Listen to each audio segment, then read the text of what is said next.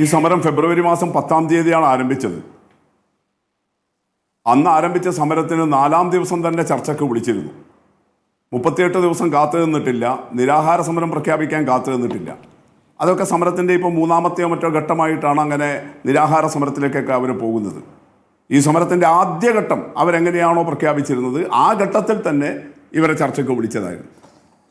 സമരം ആരംഭിച്ച് 4-ാമത്തെ ദിവസം ഫെബ്രുവരി 14-ാം തീയതി നാഷണൽ ഹെൽത്ത് മിഷൻ്റെ ഉദ്യോഗസ്ഥർ സമരക്കാരുമായിട്ട് ചർച്ച ചെയ്തു. അവരുടെ ആവശ്യപ്രകാരം തൊട്ടടുത്ത ദിവസം ഫെബ്രുവരി 15-ന് ബഹുമാനപ്പെട്ട ആരോഗ്യവകുപ്പ് മന്ത്രിയും സമരക്കാരുമായിട്ട് ചർച്ച ചെയ്തു.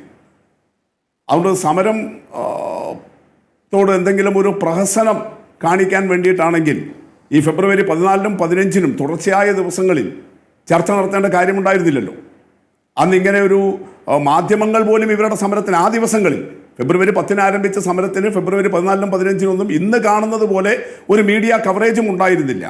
പക്ഷേ എന്നിട്ട് പോലും ആദ്യത്തെ ദിവസങ്ങളിൽ തന്നെ സമരക്കാരെ ചർച്ചയ്ക്ക് വിളിക്കുകയും 2 ദിവസങ്ങളിലായിട്ട് ഉദ്യോഗസ്ഥരും മന്ത്രിയും മാറി മാറി സമരക്കാരുമായിട്ട് ചർച്ച നടത്തുകയും ചെയ്യുകയാണ്. അപ്പോൾ എന്തെങ്കിലും പ്രഹസനം കാണിക്കാനാണെങ്കിൽ അന്ന് തന്നെ അങ്ങനെ ഒരു ചർച്ച നടത്തേണ്ട കാര്യമില്ലല്ലോ.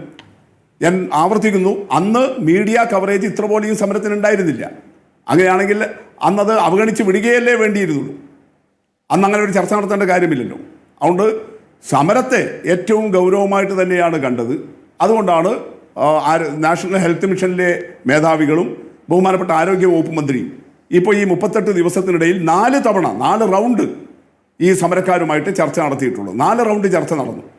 പ്രഹസനമാക്കാനാണെങ്കിൽ അങ്ങനെ 4 റൗണ്ട് ചർച്ച നടക്കേണ്ട കാര്യമില്ല. ഈ 38 ദിവസത്തിന് അല്ല, ഈ 38 ദിവസത്തിനിടയിൽ എത്ര പ്രാവശ്യം ചർച്ച നടത്തി ഉള്ളതല്ലോ ശ്രീ പി മുസ്തഫ. ഈ ചർച്ചയിൽ ഇവർക്ക് അനുകൂലമായ എന്തെങ്കിലും തീരുമാനം ഉണ്ടാകുന്നുണ്ടോ എന്നുള്ളതാണല്ലോ പ്രധാനം. അങ്ങനെയൊന്നും സംഭവിച്ചിട്ടില്ല എന്ന് മാത്രമല്ല, സമരത്തിൽ നിന്ന് പിന്മാറണം എന്ന ആവശ്യം പറയാൻ വേണ്ടി അവരെ വിളിച്ചു വരുത്തേണ്ട കാര്യമില്ലല്ലോ. അതല്ലാതെ തന്നെ പുറത്ത് പറയുന്നുണ്ടല്ലോ.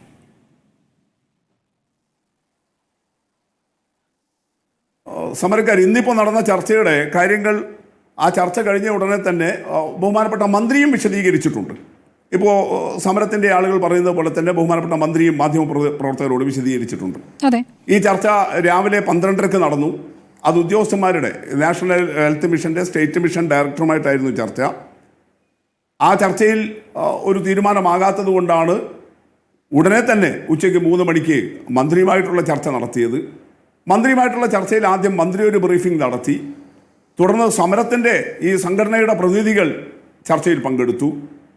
ആ ചർച്ചയിൽ ഉന്നയിച്ച കാര്യങ്ങളുമായി ബന്ധപ്പെട്ടുകൊണ്ട് സ്റ്റേറ്റ് മിഷൻ ഡയറക്ടറും അതുപോലെ ആരോഗ്യവകുപ്പിൻ്റെ അഡീഷണൽ ചീഫ് സെക്രട്ടറിയും നിലപാടുകൾ വിശദീകരിച്ചു.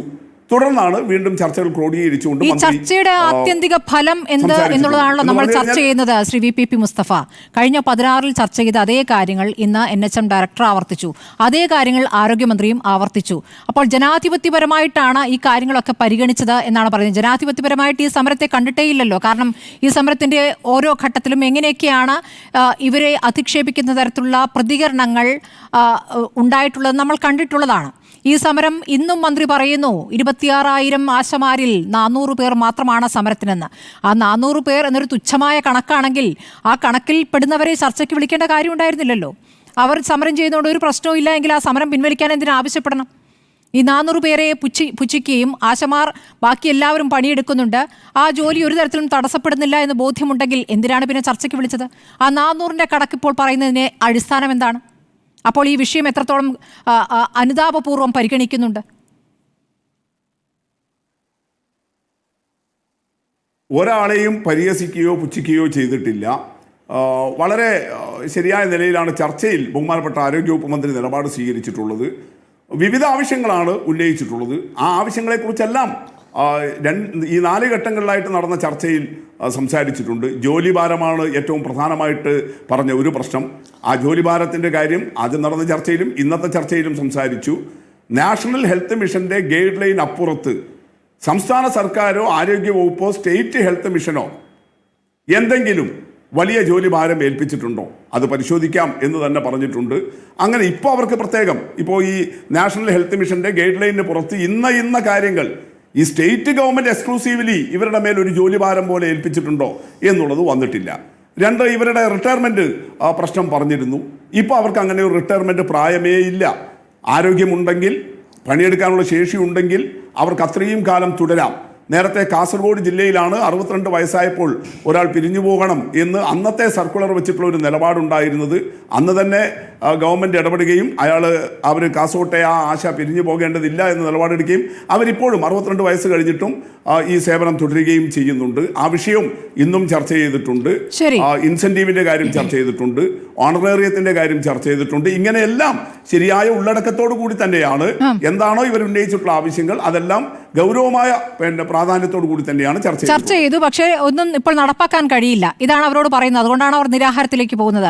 ഷിബു മീരാൻ, ഇതിപ്പോൾ ഇടത് സർക്കാരുകൾ വന്ന ഘട്ടത്തിലാണ് എല്ലാ തവണയും അവരുടെ പ്രശ്നങ്ങൾ അല്ലെങ്കിൽ അവർക്ക് കിട്ടുന്ന ഓണറേറിയം വർദ്ധിപ്പിച്ചിട്ടുള്ളത്. കൃത്യമായി UDFന്റെ കാലത്ത് അങ്ങനെ ആയിരുന്നില്ല. ഇന്ന് ആരോഗ്യമന്ത്രി അത് ആവർത്തിക്കുകയും ചെയ്യുന്നുണ്ട്. അപ്പോൾ അവരുടെ വിഷയത്തിൽ കൃത്യമായി വർധന നടത്തിക്കൊണ്ടിരിക്കുന്നത് ഇടത് സർക്കാരാണ് എന്ന് മന്ത്രി വാദിക്കുകയാണ്. മന്ത്രി ഇപ്പോൾ അധിക്ഷേപകരമായി ആശാവർക്കർമാരോട് പറഞ്ഞു എന്ന് ഞാൻ പറഞ്ഞിട്ടില്ല കേട്ടോ ശ്രീ VPP മുസ്തഫ. ഇനി അത് ആ രൂപത്തിലാക്കരുത്.